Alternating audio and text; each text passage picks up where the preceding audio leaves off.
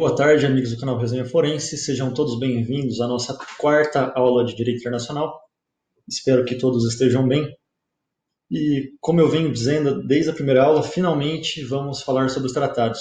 Eu digo finalmente porque os tratados, na condição de principal fonte do direito internacional atual, eles caem muito na prova, como não poderia deixar de ser. Inclusive na prova da OAB, que é o objeto agora da nossa aula.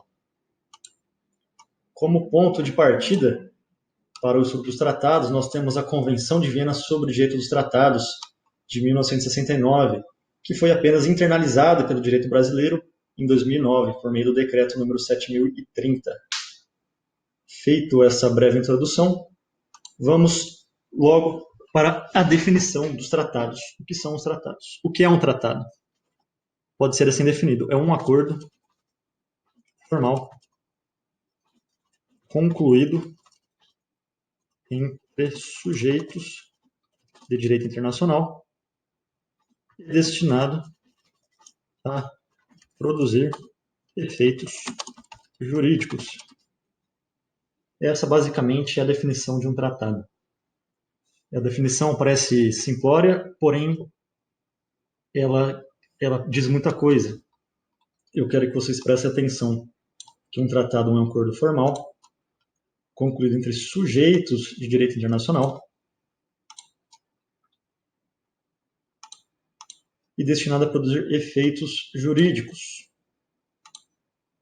Dessa pequena definição, a gente pode concluir que o tratado é formado por três elementos constitutivos. O primeiro é um acordo formal. Veja aqui. O tratado é um acordo formal. O que quer dizer isso? É uma manifestação expressa por escrito e pública. É uma manifestação expressa por escrito. Vamos lá na Convenção de Viena. Logo em seu artigo 2º, quando diz o que significa um tratado, a Convenção dispõe, artigo 2º. Tratado significa um acordo internacional concluído por escrito entre Estados e regido pelo direito internacional. Aqui eu quero que vocês prestem bem atenção. Tratado significa um acordo internacional concluído por escrito. Isso que é importantíssimo. Entende-se que os tratados devem ser firmados por escrito. Não admite-se um tratado verbal, por exemplo. Então, de fato, o tratado tem que ser escrito. Entre Estados. Aqui eu quero que vocês prestem atenção, porque a Convenção de Viena, ela só dispõe acerca de tratados firmados entre Estados. Nada impede que um tratado seja firmado entre uma organização internacional e um Estado, por exemplo. Porque, como vimos lá na definição de tratado, tratado é um acordo formal concluído entre sujeitos de DI. Não importa que seja apenas entre Estados. Pode ser entre um Estado e uma OI, por exemplo, uma organização internacional. Por exemplo, o Tratado de Sede da ONU. Como sabem, a sede da ONU é em Nova York. Então, a ONU precisou firmar um tratado exclusivo com os Estados Unidos acerca da sede, convencionando limites geográficos, imunidades na sede da ONU, enfim, entre outros. Então, nada impede que um tratado seja firmado entre um Estado e outro sujeito de DI. Eu quero deixar claro para vocês que a Convenção de Viena trata apenas sobre tratados entre países. A Convenção de Viena, podemos dizer que é um tipo de um Framework Agreement, ou um tratado guarda-chuva.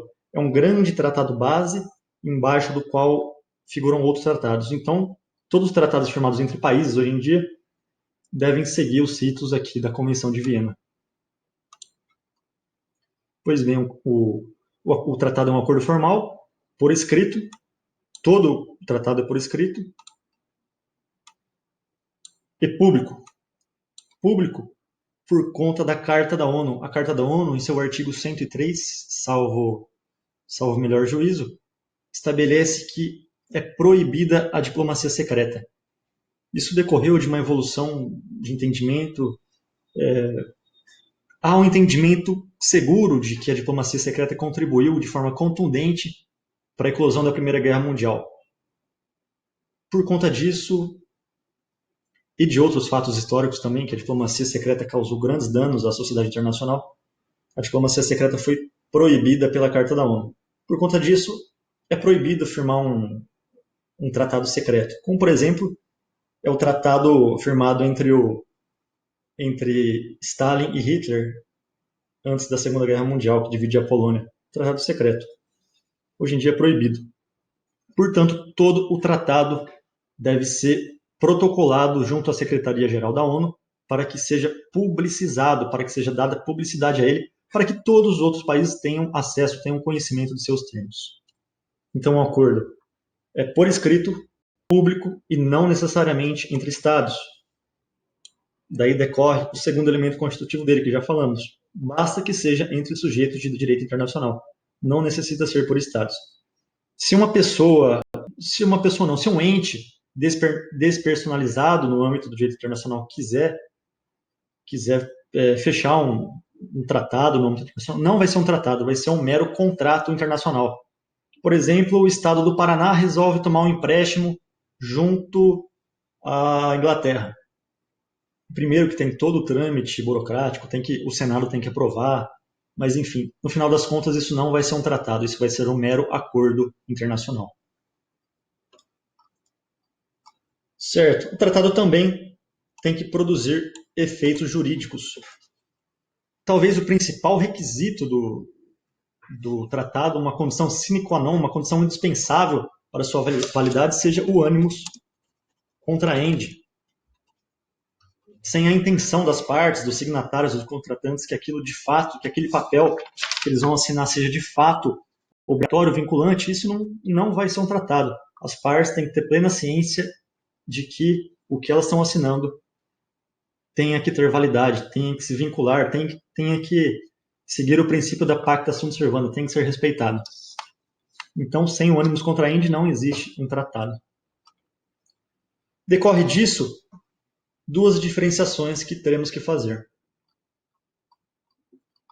Não são tratados, veja bem, não são tratados os Gentleman Agreement e os memorandos de entendimento.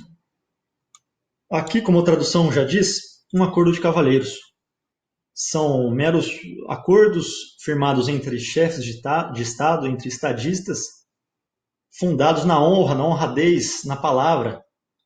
Como diz no Paraguai, la garantia soy yo. Como diz no Brasil, no fio do bigode. São acordos na palavra. Por exemplo, quando Churchill se reuniu com Roosevelt na Groenlândia para definir os rumos da guerra, para definir a união, a aliança das tropas contra os países do eixo. Não, isso não é um tratado, isso foi um mero pacto de cavaleiros, digamos assim. Isso sim é um Gentleman's Agreement, que não é um tratado, não tem força vinculante de um tratado. Tampouco tem a força vinculante de um tratado os memorandos de entendimento. Eles são pouco diversos dos acordos de cavalheiro, porque não são firmados entre chefes de Estado, entre estadistas. Eles são fechados pelos próprios países entre si. Por exemplo, na Rio +20, no encontro do meio ambiente, ocorrido no Rio de Janeiro em 2012, se não me engano, não havia clima político para fechar um tratado. O ambiente político não era favorável para firmar um documento muito tão forte quanto um tratado. Por isso, para não perder toda aquela conferência, aquela reunião, diversas horas de reunião, muitos líderes mundiais reunidos, resolveu-se firmar um memorando de entendimento, que seria exortações de vontade, seriam manifestações de vontade. É uma linguagem muito comum no meio diplomático. Por exemplo, o memorando exorta as partes a preservarem seu ecossistema. O memorando exorta as partes a preservarem a floresta amazônica. São protocolos de intenção, digamos assim. Não tem a validade de um tratado, a força vinculante de um tratado. Certo. Eu não sei ler latim, mas vou ler da mesma forma. Vai estar errado, mas vou ler. Pacta tertis nocent nec prosunt. O que quer dizer isso? Aos terceiros, nem benefícios nem malefícios. Ou seja, os tratados não surtem efeitos jurídicos em relação a terceiros. Os tratados surtem efeitos jurídicos somente entre aqueles signatários, entre aqueles participantes contratantes. Porém, como tudo ou quase tudo no direito, há exceções que vocês devem saber sim que são importantes. Quando um terceiro está vinculado a um tratado, mesmo que não seja parte. Quando o tratado tratar de questões jurídicas objetivas, como, por exemplo, fronteiras, a questão de fronteiras. O Brasil, na década de 1900, firmou com o Uruguai um tratado que reconhecia a Lagoa Mirim e Rio Jaguarão, que são corpos aquáticos fronteiriços, como um condomínio. Isso não é do Brasil, isso não é do Uruguai, isso é um condomínio. São corpos aquáticos pertencentes aos dois países. O Paraguai, a Argentina, por exemplo, que não tem pretensões territoriais sobre esses corpos d'água, sobre esse rio e esse lago, não podem se opor. Não pode falar, não, discordo, isso é só do Brasil ou isso é só do Uruguai. Não. É um tratado jurídico objetivo, então eles devem respeitar. Um tratado fronteiriço, por exemplo, não tem por que se opor. Então, questões jurídicas objetivas, inclusas em tratados, têm força contra terceiros. Outra exceção também é quando o tratado ele é tão forte, ele é tão espraiado na sociedade internacional, que ele passa a ser um costume. Tratado como costume.